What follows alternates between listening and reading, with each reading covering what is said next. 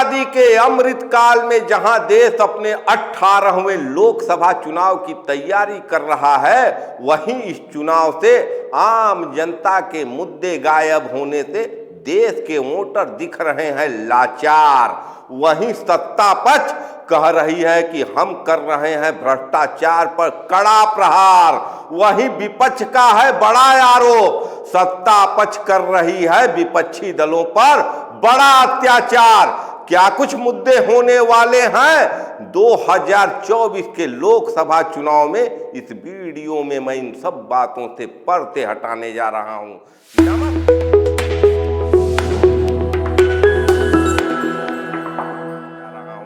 नमस्कार, मैं पंकज कुमार, आप देख रहे हैं खबरों के खिलाड़ी।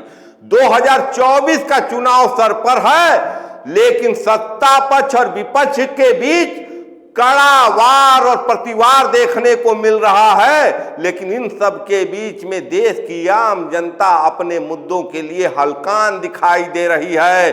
कोई भी पार्टी जहां सत्ता पक्ष महंगाई, बेरोजगारी पर बहस करने के लिए तैयार नहीं है, वहीं विपक्ष भी आम जनता के मुद्दों को उठाने में नाकाम दिख रही है। जहां सत्ता पक्ष कह रही है कि हम भ्रष्टाचारियों पर कड़ा प्रहार कर रहे हैं, वहीं विपक्ष अपने आप को दबाया जाने वाला दिखाया जा रहा है, दबा कुचला और अत्याचार से पीड़ित बता रहा है।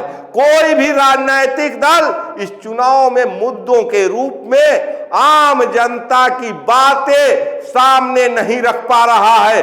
महंगाई पर बात करने की कुवत सत्ता पक्ष में नहीं है और विपक्ष भी इस बात को उठा नहीं पा रहा है। बेरोजगारी की बात इस देश में बस इस देश के युवा कर रहे हैं, बेरोजगार कर रहे हैं। कोई राजनीतिक दल इस पर चर्चा करने के लिए तैयार नहीं है। सत्ता पक्ष जहां बेरोजगारी पर बहसते भाग रही है, वहीं विपक्ष भी सरकार को बेरोजगारी पर घेरने में नाकाम दिख रही है। विपक्ष का अपना रोना है, हमारे खाते सीज हो रहे हैं, हमको प्रचार नहीं करने दिया जा रहा है, हमको जेल में डाला जा रहा है। और सत्ता पक्ष का अपना ढोल है। सत्ता पक्ष हिंदुत्व का ढोल बजा रही है, सत्ता पक्ष राष्ट्रवाद का ढोल बजा रही है। लेकिन महंगाई और बेरोजगारी कहीं न कहीं नेपथ्य में चले गए हैं।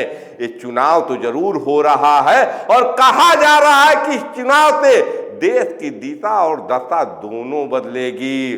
प्रधानमंत्री पहले 5 साल मांगते हैं, उसके बाद कहते हैं कि अपने काम को आगे बढ़ाने के लिए मुझे 5 साल और चाहिए। अब वो 2047 तक का विजन पेश कर रहे हैं। सत्ताधारी दल हर हाल में सत्ता में बने रहना चाहती है और उसके लिए वो विपक्ष को नेस्ता नाबूद करने पर आमादा है।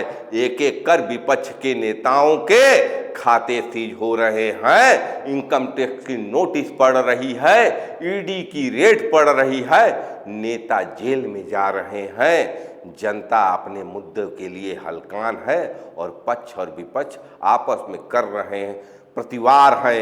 लेकिन क्या 2024 का चुनाव पलटकर फिनाएगा जनता के मुद्दों पर? क्या भ्रष्टाचार पर कड़ा प्रहार करने वाली सत्ताधारी पार्टी खुद भ्रष्टाचार पर घिरती हुई नजर आ रही है? इस देश के चुनाव में जहां मुद्दा नहीं था, लेकिन 21 मार्च के बाद इस देश में मुद्दों की बाढ़ आ गई है। 21 मार्च को जहां सुप्रीम कोर्ट ने आदेश दिया कि इलेक्टोरल बॉन्ड के आंकड़े सार्वजनिक कर दिया जाए, 23 मार्च तक ये आंकड़े सामने आ गए, खुलकर जनता के सामने आ गए। 21 मार्च को शाम को ही ये आंकड़े डाउनलोड हो रहे थे और उसी बीच अरविंद केजरीवाल, विपक्ष के नेता, आम आदमी पार्टी के संयोजक को गिरफ्तार कर लिया जाता है। मामला उठना था इलेक्टोरल बॉन्ड में सत्ता पक्ष के भ्रष्टाचार की, लेकिन मामला पलट कर आ गया कि एक और भ्रष्टाचारी गिरफ्तार हो गया, अरविंद केजरीवाल गिरफ्तार हो गए।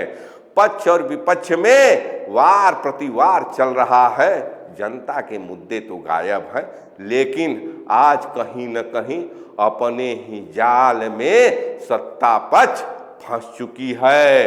देश की जनता के सामने ये स्पष्ट साबित हो गया है कि भारतीय जनता पार्टी के पास एक वॉशिंग मशीन है और उस वॉशिंग मशीन में जितने भी भ्रष्टाचारी आएंगे वो दूध के धुले हो जाएंगे, साफ सुथरे हो जाएंगे। और भारतीय जनता पार्टी का कट्टर से कट्टर समर्थक भी अब इस बात को स्वीकार कर रहा है कि भारतीय जनता पार्टी अब अति कर रही है।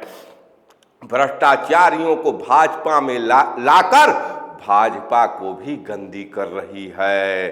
तो सियासत है, 24 की सियासत है, सत्ता पाने की सियासत है, विपक्ष को अपना अस्तित्व बचाने की सियासत है और सत्ता पक्ष को हर हाल में सत्ता में बने रहने की सियासत है। और इन सब सियासत के बीच में आम जनता, महंगाई, बेरोजगारी, उनकी बेसिक जो जरूरत है, शिक्षा, स्वास्थ्य, इन सब पर कहीं न कहीं अपने उम्मीदों को पीछे की ओर खींच रही है। राजनेताओं से कोई उम्मीद नहीं है। इस देश में शासन व्यवस्था कहती है आप सेल्फ रोजगार पैदा करिए, आप पकौड़े तलिए। इस देश का विपक्ष अपने पार्टी, अपने अस्तित्व को बचाने के लिए लड़ रहा है। तो आम जनता की मुश्किलों का समाधान कैसे होगा? क्या आज़ादी के अमृत काल के बाद भी कोई दौर आएगा?